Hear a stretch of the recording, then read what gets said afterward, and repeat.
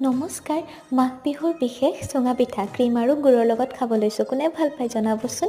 এয়া গধূলি এটা কিউট আলহী আহি পালে আমাৰ ঘৰলৈ। ইপিনে ৰাতিৰ কাৰণে চলিছে এটা বিশেষ আয়োজন। জনাই আছোঁ বাৰু কি, এয়া খুৰা আমাৰ একদম প্ৰফেচনেল ৰান্ধনি, আজি তেওঁৱে ৰান্ধিব। ইপিনে মাংসৰ আয়োজন আৰু এয়া আমাৰ পৰিয়াল। আমাৰ পৰিয়ালত প্ৰায় 70জনমান মানুহ আছে। কেইজনমান বাহিৰত থাকে যদিও আমি 60জনমান একে ঠাইতে থাকোঁ। আমি সকলোৱে মিলি আজি এসাঁজ খাম। সকলোৱে কিবা কিবি যোগাৰ কৰি আছে। সৰুকেইজনে বেছিকৈ এনজয় কৰিছে আৰু আমাৰ এওৰাটো একদম ক'বই নালাগে এনজয়মেণ্ট। এয়া খানা ৰেডি হৈ গ'ল। মাটন আছে, মাছ আছে আৰু চিকেনো আছে আৰু এয়া চালাড, মোৰ প্ৰিয়। সকলোৱে লগে ভাগে কাম বন কৰি খাই বহুত ভাল লাগে। এইহে আচল জীৱন আৰু সুখৰ জীৱন। এয়া মোৰ থালিখন, মাটন নাখাওঁ যিহেতু মই চিকেন খাইছোঁ।